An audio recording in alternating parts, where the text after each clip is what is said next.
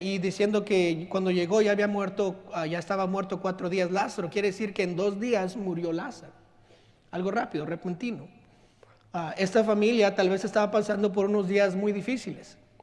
Ellos eran una familia muy querida por el Señor. No sabemos cómo, ¿verdad? Se juntaron y se hicieron amigos, pero sabemos que Jesús amaba a esta familia y ellos querían mucho a Jesús. En el pasaje nos damos cuenta que esta familia no era cualquier familia, ¿verdad? Cuando le anuncian a Jesús de la enfermedad de Lázaro, le dicen esto: al que amas está enfermo. Lázaro, al que amas.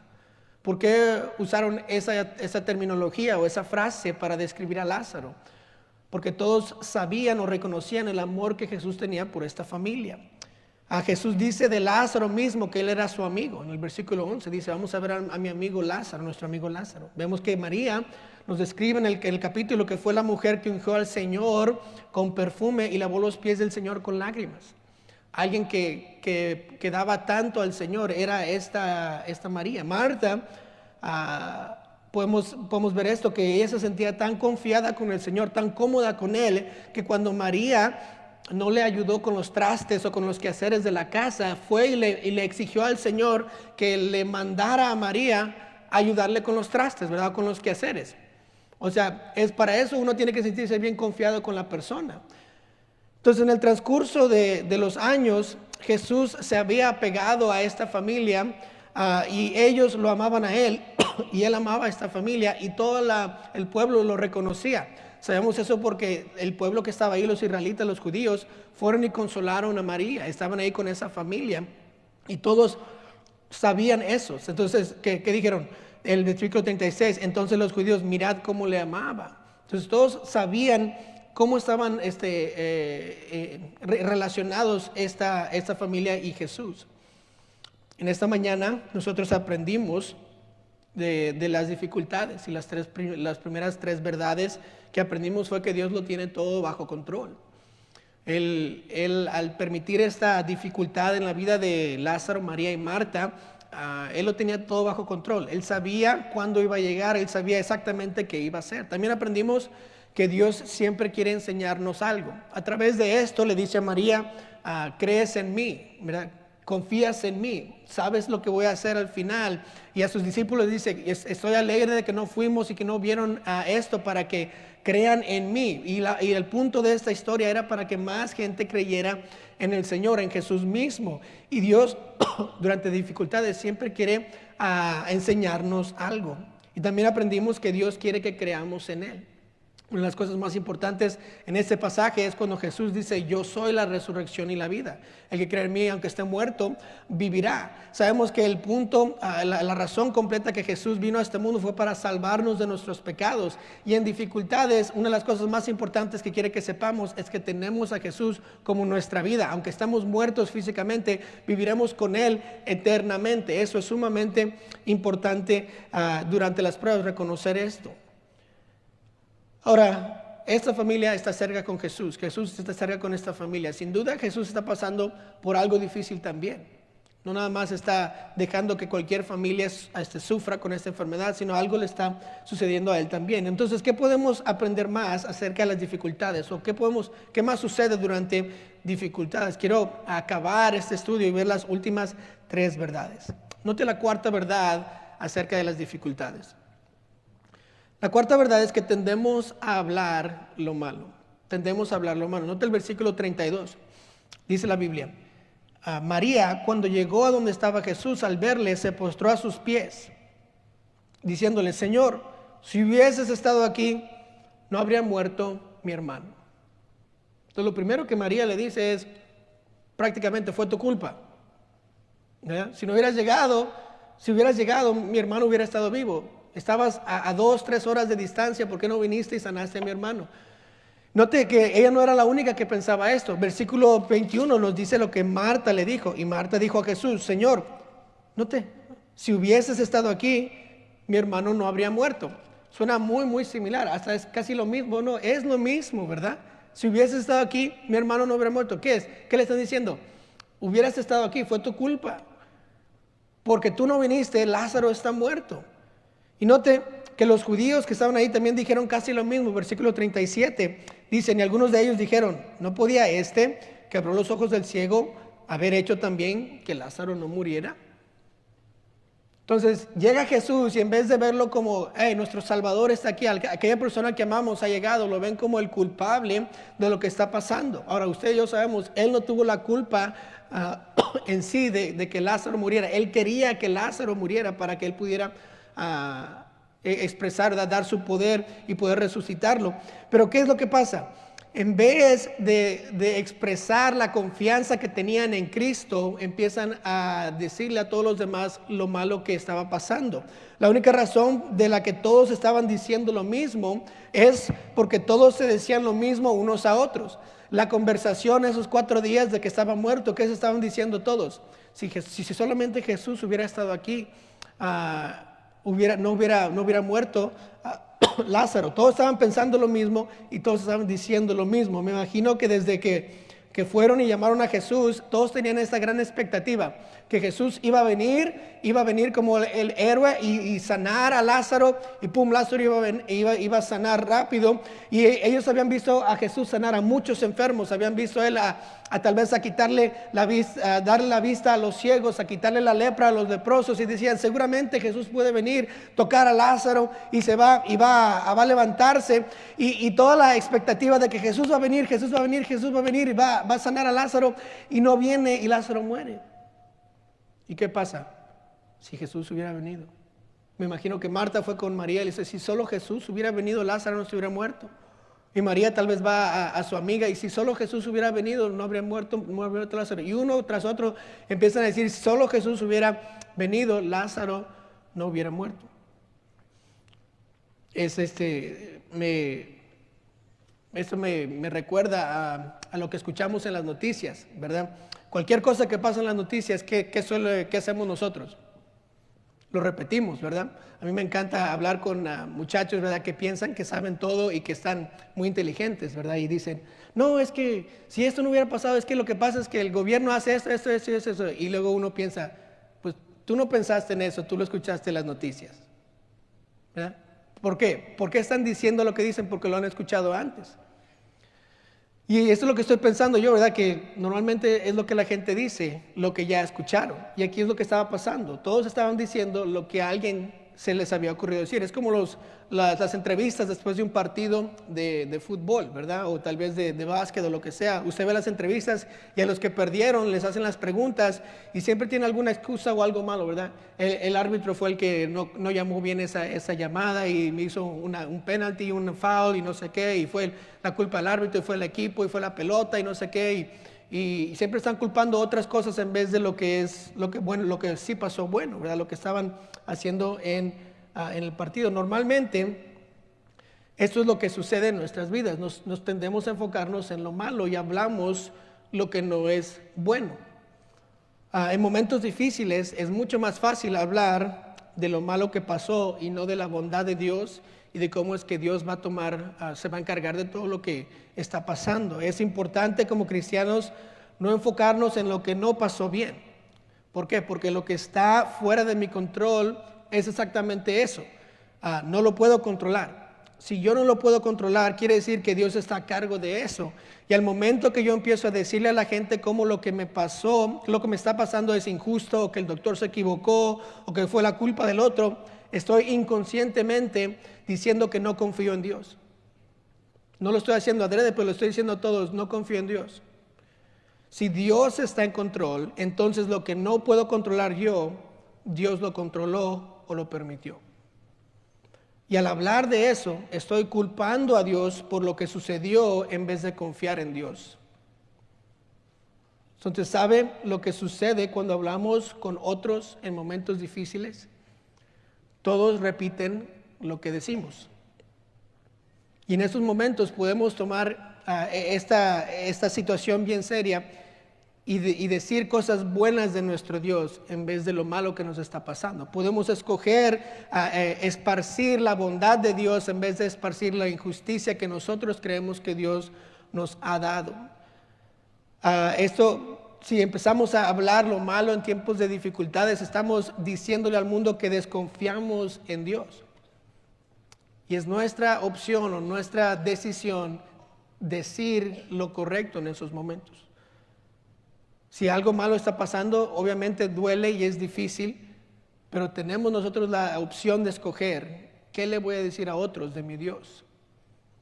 Inconscientemente, si empiezo a decir lo malo, estoy diciéndole al mundo, mi Dios no es suficiente para mí.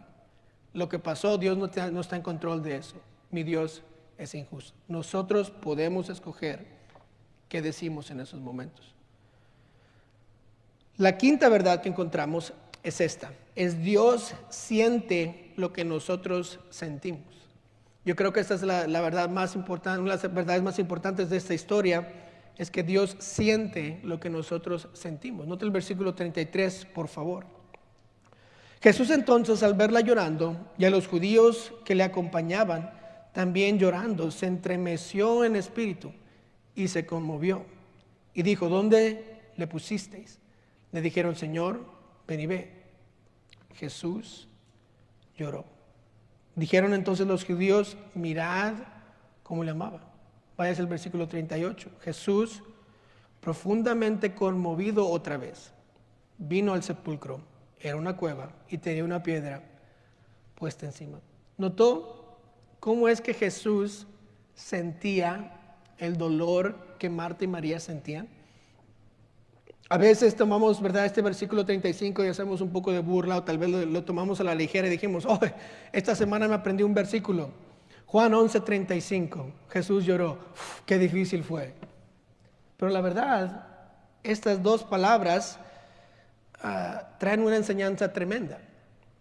Hay veces en las que pensamos que Dios solo nos manda pruebas para hacernos mejores cristianos y ya, y nos deja. Pero eso no es cierto. Jesús sabía lo que Él iba a hacer, sabía que iba a resucitar a Lázaro, sabía que al final de todo esto todos iban a estar felices y contentos. Él lo tenía todo bajo control, Él sabía el fin desde el principio. Él reconocía que Lázaro no iba a estar muerto por siempre, sino que iba a resucitar en unos cuantos momentos. Él era el único que tenía este conocimiento. Hubiera sido muy fácil no sentir nada. Hubiera sido muy fácil para Jesús, el Dios mismo, no sentirse conmovido por lo que estaba pasando. Es como conocer el marcador final de un partido antes de que el partido comience.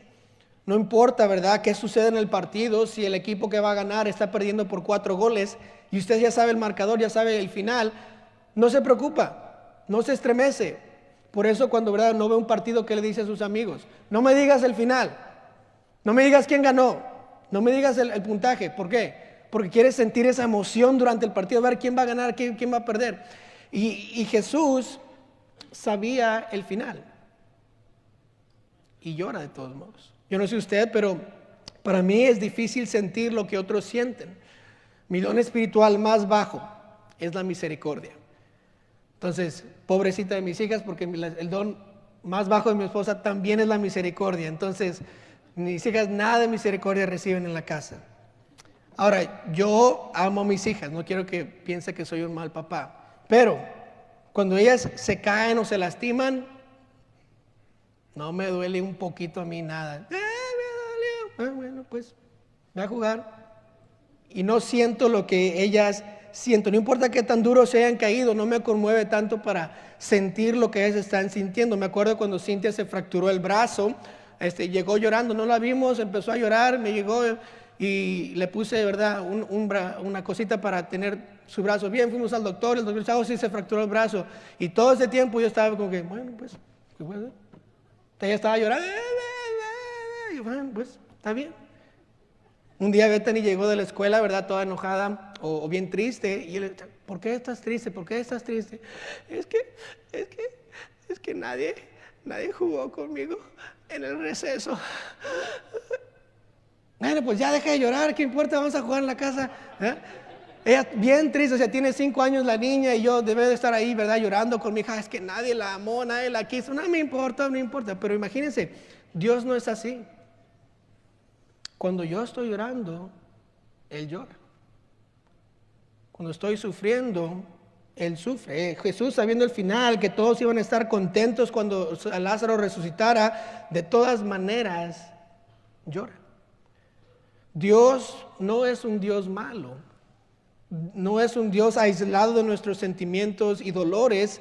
Él está a un lado de nosotros durante las dificultades y las pruebas. Tenga de seguro esto, que Dios está dolido como usted está dolido, que está llorando como usted está llorando, que está triste como usted está triste, que al final de cualquier prueba Él está con usted toda la prueba. Si Él me hace pasar por una dificultad, Él está conmigo. Por eso Jesús lloró. Es un versículo muy importante. Tiene una doctrina tan grande. Qué gran pensamiento es saber que Dios está conmigo cuando sufro. Él sufre, y si me está haciendo pasar por el momento más difícil de mi vida, Él está sintiendo lo que yo estoy sintiendo. No lo estoy haciendo solo. Él me ama tanto que aunque sabe el fin de mi situación, y Él sabe que el fin, de todas maneras, todo va a ser mejor, Él llora conmigo, Él hiere conmigo, Él va conmigo. Muchas veces sentimos que Dios no está con nosotros en tiempos difíciles y que nos ha abandonado, pero ese sentimiento no es cierto. Él siempre está al lado nuestro, está llorando con nosotros. Jesús lloró. Eso nos llega a la verdad final, que es esta, la verdad número 6. El final siempre es mejor. El final siempre es mejor. Noten en versículo 39 lo que dice. Dijo Jesús: quitad la piedra. Marta, la hermana del que había muerto, le dijo: Señor, hiede ya, porque es de 4 días. Jesús le dijo: ¿no te he dicho que si crees, verás la gloria de Dios? Entonces quitaron la piedra donde había sido puesto el muerto, y Jesús, alzando los ojos a lo alto, dijo: Padre, gracias te doy por haberme oído. Yo sabía que siempre me oyes, pero lo dijo por causa de la multitud que está alrededor, para que crean que tú me has enviado. Y habiendo dicho esto, clamó a gran voz: Lázaro, ven fuera. Y el que había muerto salió, atadas las manos y los pies con vendas, y el rostro envuelto en sudario. Jesús le dijo: desatadle y dejadle ir. Al final de cuentas, después del lloro, después del llanto, después de los 6 días agonizantes de la enfermedad de Lázaro, Lázaro es resucitado por Jesús, y la gran victoria que esperaban hace 4 días, Jesús se las da exactamente en estos días, y Lázaro resucita. Al final de todo, Jesús demuestra que Él tiene el poder sobre la muerte. Lázaro resucita y muchos creen en Dios. El propósito de esta enfermedad, de esta tribulación, se ve, y el final es mucho mejor que el principio o durante toda la prueba. En una certeza que tenemos es que todo obra para bien. Lo vemos en Romanos 8:28. Al fin de cuentas, el final siempre es mejor, y cualquiera que sea el resultado, el final siempre es mejor. Tal vez no es el final que nosotros hubiéramos escogido, pero es mejor. El final de la historia de Job fue mejor. El final de la historia de José fue mejor. El final de la historia de Elías fue mejor. La resurrección de Jesús fue mucho mejor que la muerte en la cruz. Muchos de los que están en la sala de la fe no recibieron lo prometido, pero al final de sus pruebas siempre fueron mejores que el principio. Hebreos 11:13: conforme a la fe murieron todos estos sin haber recibido lo prometido, sino mirándolo de lejos y creyéndolo y saludándolo y confesando que eran extranjeros y peregrinos sobre la tierra. Muchas veces el final tal vez no es lo que yo quiera, pero es mucho mejor que el principio. Solo porque el resultado de la prueba no fue lo que esperaba yo, no significa que el final no fue mejor que el principio. Si alguien fallece en Cristo, eso es mucho mejor. Está en el cielo con Jesús. Muchas veces en el funeral, familiares son salvos por la vida de esta persona, y aunque duele que alguien haya fallecido, de todas maneras podemos ver que el final fue mucho mejor que el principio de esa prueba. Tal vez perdí algo muy preciado para mí durante la prueba, pero agarré un conocimiento más de mi Dios. Tal vez mi relación con Dios se fortaleció por esta prueba. Tal vez yo confío más en Dios. Tal vez estoy más contento con lo que Dios me ha dado. El final de la prueba siempre es mejor que el principio. Dios no nos deja pasar por dificultades solo por pasar por dificultades. Siempre hay un propósito. Y porque hay un propósito, siempre el final es mejor que la prueba en sí. O si es difícil pasar por pruebas, Es difícil sufrir y doler, pero sabemos que Dios está a nuestro lado, que Jesús está con nosotros sintiendo lo que yo siento. Y si Él está sintiendo eso, quiere decir que el final va a ser mejor que la prueba. Al fin de cuentas, todos nosotros un día vamos a estar en el cielo. Nadie aquí va a vivir por siempre en esta tierra. Entonces, por eso el final de una prueba siempre es mejor